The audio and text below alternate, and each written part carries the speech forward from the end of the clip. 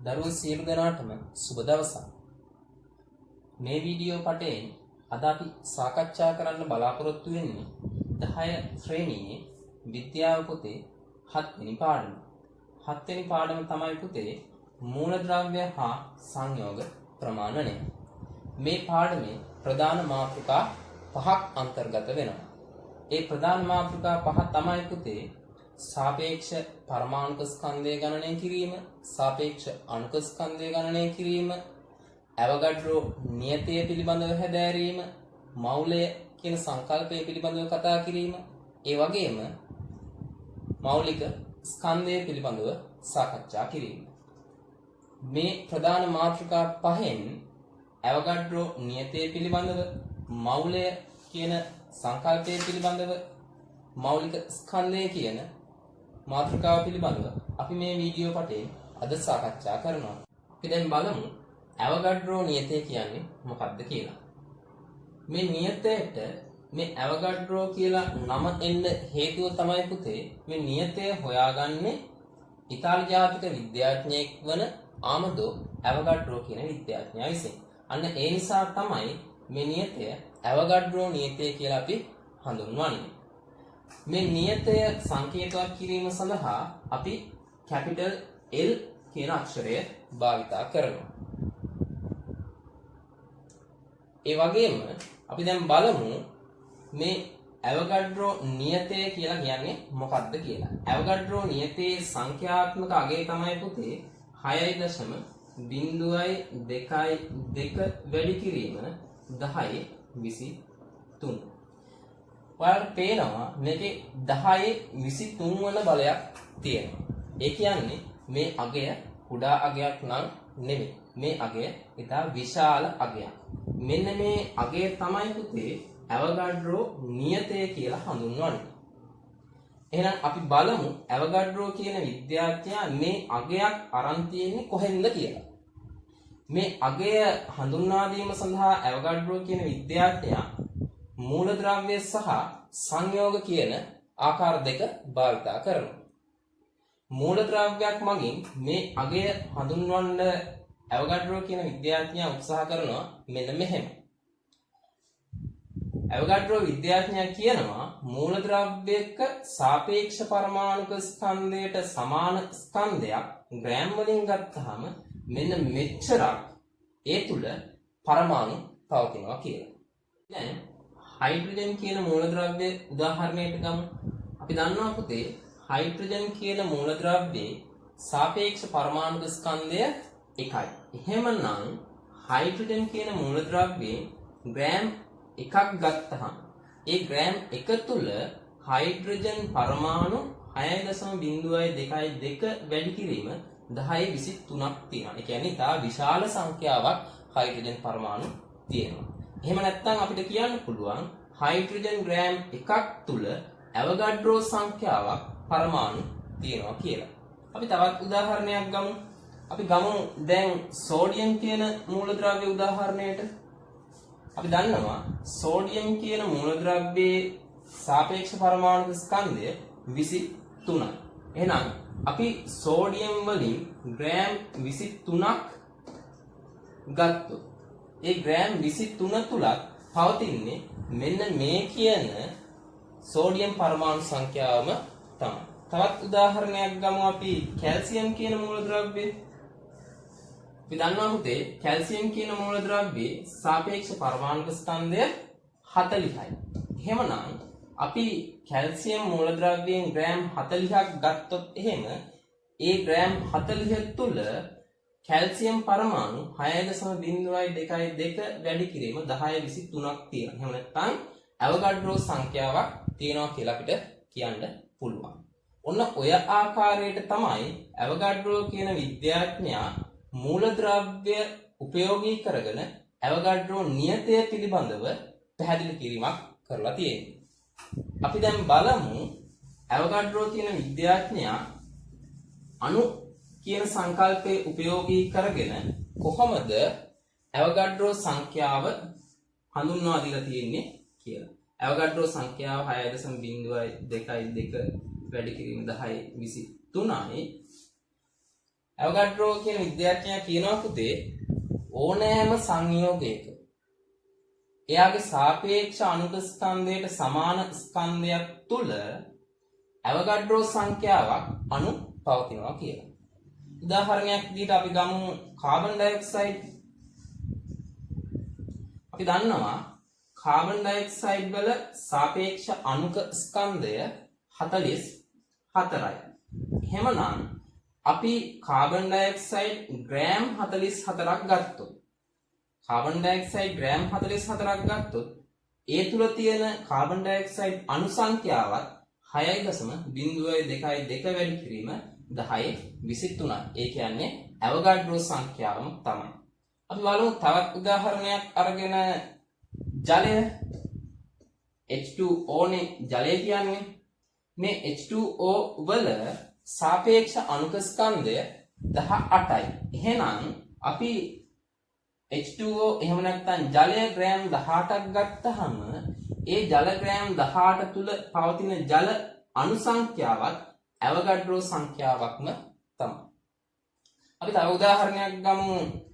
Glucose ගමු අපි උදාහරණයට C6යි H12යි O6 තමයි ග්ලූකෝස් කියන්නේ. මෙන්න මේකේ මේ සාපේක්ෂ පරමාණු ස්කන්ධ උපයෝගී කරගෙන මෙයාගේ අණුක ස්කන්ධය හෙව්වොත් එහෙම අපිට එනවා පුතේ 180ක් කියලා මෙයාගේ අණුක ස්කන්ධය. එහෙමනම් අපි ග්ලූකෝස් වලින් ග්‍රෑම් 180ක් ගත්තහම ඒ තුල තියෙනවා ග්ලූකෝස් අණු ඇවගඩ්‍රෝ සංඛ්‍යාව. ඒ කියන්නේ 6.022 වැඩි කිරීම 1023ක්. මෙන්න මේ ආකාරයට තමයි පුතේ ඇවගඩ්‍රෝ කියන විද්‍යාඥයා එයාගේ නියතය පිළිබඳව හඳුන්වා දීලා තියෙන්නේ. අපි දැන් බලමු මේ ඇවගඩ්‍රෝ නියතය සම්බන්ධයෙන් කුඩා ගණනය කිරීමක් කරන්නේ කොහොමද කියලා. මම දැන් චුට්ටකට කලින් කිව්වා කාබන් ඩයොක්සයිඩ් වල ග්‍රෑම් 44ක් තුල කාබන් ඩයොක්සයිඩ් අණු තියෙනවා 6.022 වැඩි කිරීම 1023ක් කියලා. එහෙමනම් පුතේ අපිට කාබන් ඩයොක්සයිඩ් ග්‍රෑම් 88ක් ගත්තොත් ඒ කියන්නේ කොච්චරද? කාබන් ඩයොක්සයිඩ් වල සාපේක්ෂ අණුක ස්කන්ධය වගේ දෙගුණයක්.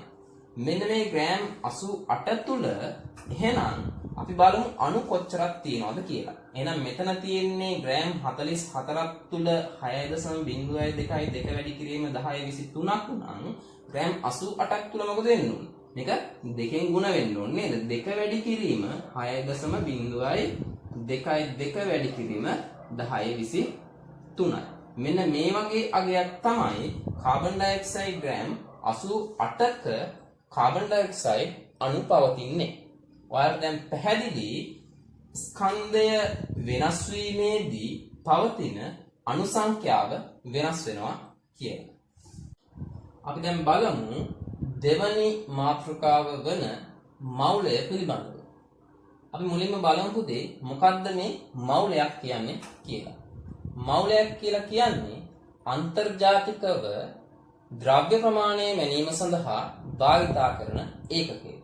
ඔයාලා දන්නවා ස්කන්ධය වගේ දේවල් මැනීම සඳහා අපි අන්තර්ජාතිකව භාවිතා කරන්නේ කිලෝග්‍රෑම් කියන ඒකකය. දිගවල් මැනීම සඳහා අපි අන්තර්ජාතිකව භාවිතා කරන්නේ මීටර් කියන ඒකකය. අන්න ඒ වගේම ද්‍රව්‍ය ප්‍රමාණය මැනීම සඳහා අපි අන්තර්ජාතිකව භාවිත කරන ඒකකය තමයි මෞලය කියලා කියන්නේ. අපි දැන් බලමු මෞලයේ අර්ථ දැක්වීම මොකක්ද කියලා. මෞලයේ අර්ථ දක්වලා තියෙනවා පුතේ කාබන් 612 සමස්ථානිකයේ හරියටම ග්‍රෑම් 12ක පවතින පරමාණු සංඛ්‍යාව තමයි මෞලයක් කියන්නේ කියලා අර්ථ දැක්වීමක් කරලා තියෙනවා. අපි ඒක ලිව්වොත් එහෙම අපිට ලියන්න පුළුවන් 1 MOL කියලා. එතකොට මෞලය කියලා කියන්නේ අපි ඉංග්‍රීසියෙන් MOLE කියලා ලිව්වට අපි මෞලය සංකේතවත් කරන්නේ MOL කියලා. අපි දැන් බලමු කලින් කතා කරපු ඇවගඩ්‍රෝ සංඛ්‍යාවයි මෞලයයි අතර කිසියම් සම්බන්ධයක් තියනවද කියලා. මම කිව්වා ඇවගඩ්‍රෝ සංඛ්‍යාවේදී කියනවා සාපේක්ෂ පරමාණුක ස්කන්ධයට සමාන ස්කන්ධයක ඇවගඩ්‍රෝ සංඛ්‍යාවක් පරමාණු තියෙනවා කියලා. අපි දන්නවා කාබන් වලත් පුතේ 12යි එයාගේ සාපේක්ෂ පරමාණුක ස්කන්ධය. එහෙමනම් අපි ග්‍රෑම් 12ක් කිරලා ගත්තාම අපි ඉස්සල්ලා කිව්වා ඒ තුල 6.022 වැඩි කිරීම 1023ක්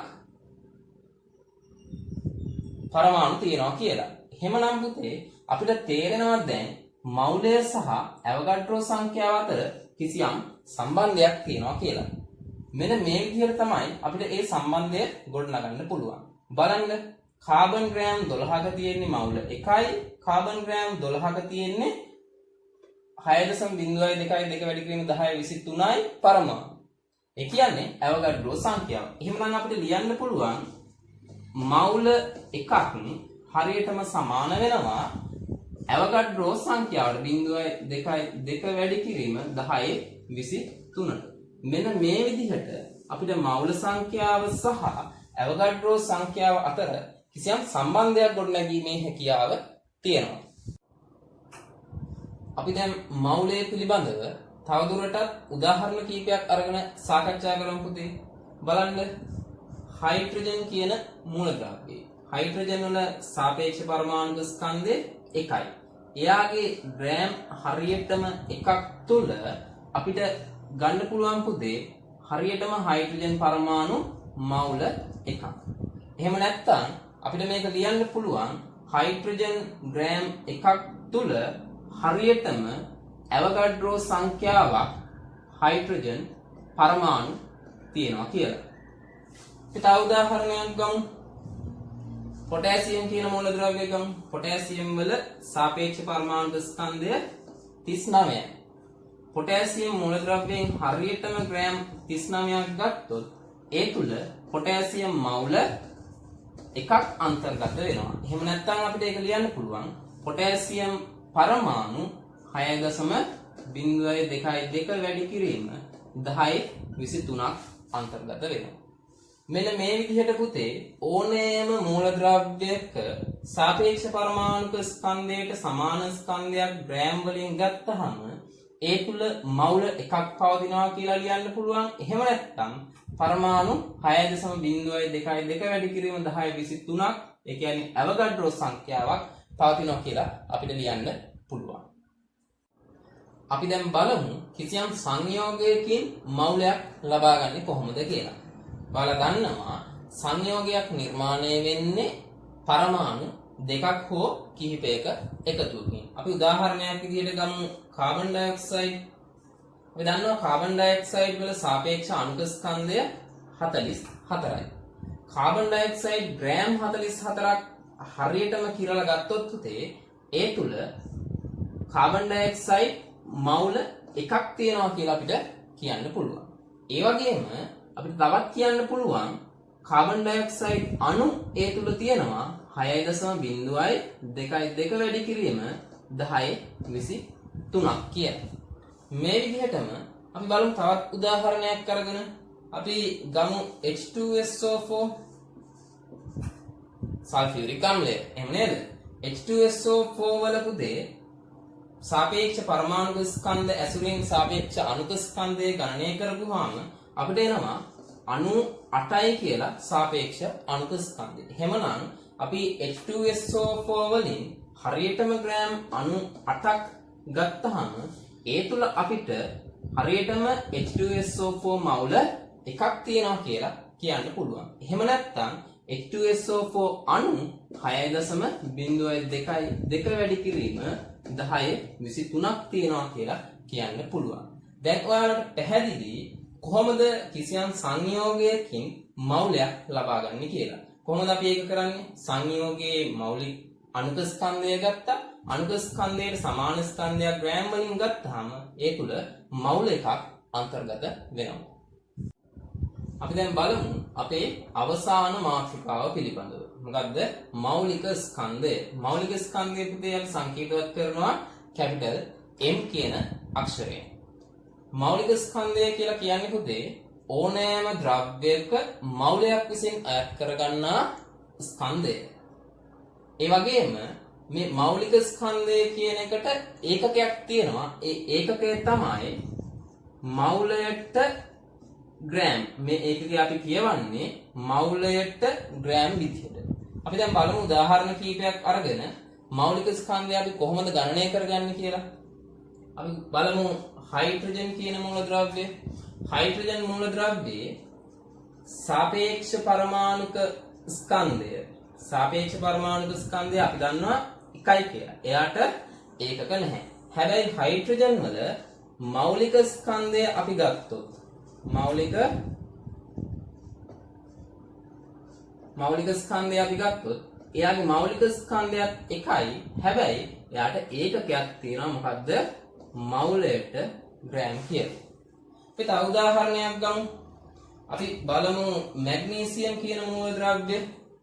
මැග්නීසියම් මූලද්‍රව්‍යයේ සාපේක්ෂ පරමාණුක ස්කන්ධය 24යි. ඒකකයක් නැහැ. හැබැයි මැග්නීසියම් වල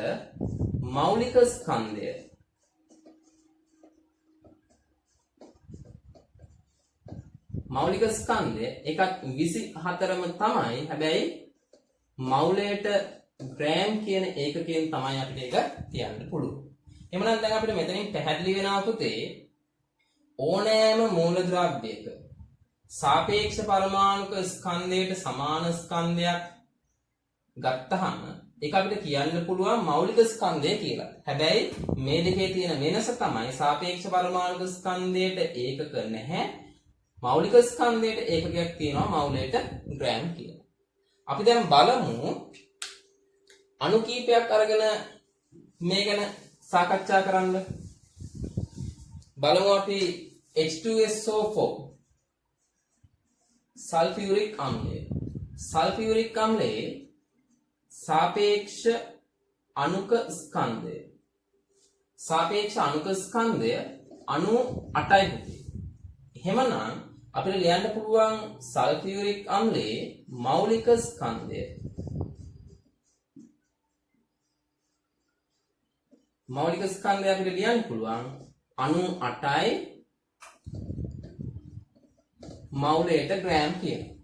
ඒ වගේම අපි තව උදාහරණයක් ගත්තොත් අපි ග්ලූකෝස් ගමු. C6යි H12යි O6 තමයි ග්ලූකෝස් කියලා කියන්නේ. ග්ලූකෝස් වල සාපේක්ෂ අණුක ස්කන්ධය 180යි. එහෙමනම් අපිට බලන්න පුළුවන් දැන් මෞලික ස්කන්ධය.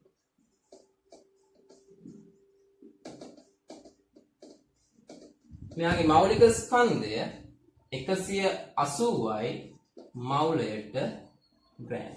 මෙන්න මේ විදිහට අපිට විවිධ සංයෝගවල මෞලික ස්කන්ධ ගණනය කර ගැනීමේ හැකියාව තියෙනවා. එතනදී සාපේක්ෂ අණුක ස්කන්ධයට සමාන ස්කන්ධයක් මවුලයට ග්‍රෑම් කියන එකකෙන් ගත්තාම හරියටම මෞලික ස්කන්ධය බවට පරිවර්තනය වෙනවා. අපි දැන් බලමු පුතේ මේ මෞලික ස්කන්ධයයි මවුල සංඛ්‍යාවයි අතර තියෙන සම්බන්ධය. අපි මවුල සංඛ්‍යාව සිම්පල් n වලින් සංකේතවත් කරොත් අපිට ලියන්න පුළුවන් මවුල සංඛ්‍යාව සමානයි අපි කිසියම් ද්‍රව්‍යයකින් ලබා ගන්න ස්කන්ධය. අපි ස්කන්ධය සිම්පල් m වලින් සංකේතවත් කරනවා. මවුල සංඛ්‍යාව සමානයි ඒ අපි ලබා ගන්න ද්‍රව්‍යයේ ස්කන්ධය බෙදීම ඒ ද්‍රව්‍යයේ මෞලික ස්කන්ධය. මෙන්න මේ සම්බන්ධතාවයෙන් අපිට පුළුවන් කිසියම් ද්‍රව්‍යයක කිසියම් මූලද්‍රව්‍යයක එහෙම නැත්නම් කිසියම් සංයෝගයක පවතින මවුල සංඛ්‍යාව ගණනය කරගන්න. අපි දැන් උදාහරණ කීපයක් අරගෙන බලමු මේ සමීකරණයේ ඇසුරින් ගණනය කිරීම කරන්නේ කොහොමද කියලා. අපි උදාහරණයක් විදිහට ගමු H2O ජලයේ ග්‍රෑම් 36ක් තියෙනවා කියලා අපි හිතමු පුතේ. ජලයේ ග්‍රෑම් 36ක් තියෙනවා නම් අපිට දැන් හොයන්න කියලා කියනවා H2O පවතින මවුල සංඛ්‍යාව. මවුල කීයක්ද කියලා තමයි අපෙන් අහන්නේ. එහෙමනම් අපිට ලියන්න පුළුවන් සමීකරණය මොකක්ද? n සමානයි m බෙදීම සිම්පල් m බෙදීම කැපිටල් M. අපෙන් අහන්නේ මවුල සංඛ්‍යාව. එහෙමනම් අපිට දීලා තියෙනවා ද්‍රව්‍ය ස්කන්ධය. මේ m කියලා කියන්නේ ද්‍රව්‍ය ස්කන්ධය. අපිට දැන් ද්‍රව්‍ය ස්කන්ධය දීලා තියෙනවා 36ක් ග්‍රෑම් කියලා. බෙදීම අපි දන්නවා පුතේ මෙතන තියෙන්නේ මේ මෞලික ස්කන්ධය. කාගේ මෞලික ස්කන්ධයද අපි ගන්න ඕනේ? ජලයනේ අපෙන් අහන්නේ. ඒ නිසා ජලයේ මෞලික ස්කන්ධය තමයි අපි ගන්න ඕනේ. ජලයේ මෞලික ස්කන්ධය අපිට ගණනය කරගන්න පුළුවන් 18යි මවුලට ග්‍රෑම් කියලා. මෙන්න මෙතන බලන්න පුතේ මේ බෙදීමක් තියෙන සුළු කිරීමේ මෙතන ග්‍රෑම් කියලා එකකයක් තියෙනවා. ඒ ග්‍රෑම්ට පල්ලෙහා තියෙන ග්‍රෑම් ඒකකයේ කැපෙනවා. ඒ වගේම මේ මවුලයට කියන ඒකකය උඩට ගියපුවම මවුල බවට පරිවර්තනය වෙනවා. ඒ වගේම මෙතන 36ට 18 ඒවා දෙකක් තියෙනවා. ඒ නිසා අපිට මේ අවසාන උත්තරය ලියන්න පුළුවන් 2යි මවුල කියලා. එහෙමනම් පුතේ ජලයේ ග්‍රෑම් 36ක් තුල ජලය මවුල දෙකක් තියෙනවා. මෙන්න මේ විදිහට අපිට සුළු ගණනය කිරීමක් කිරීමේ හැකියාවක් තියෙනවා මේ ඇසුරින්. මෙම වීඩියෝවෙන් මූලද්‍රව්‍ය හා සංයෝග ප්‍රමාණනය පිළිබඳව සාකච්ඡා කිරීම මෙතනින් නිමා වනවා. මෙවැනි ප්‍රයෝජනවත් වීඩියෝ තවත් නැරඹීමට අපව සබ්ස්ක්‍රයිබ් කරන්නත් අමතක කරන්න එපා.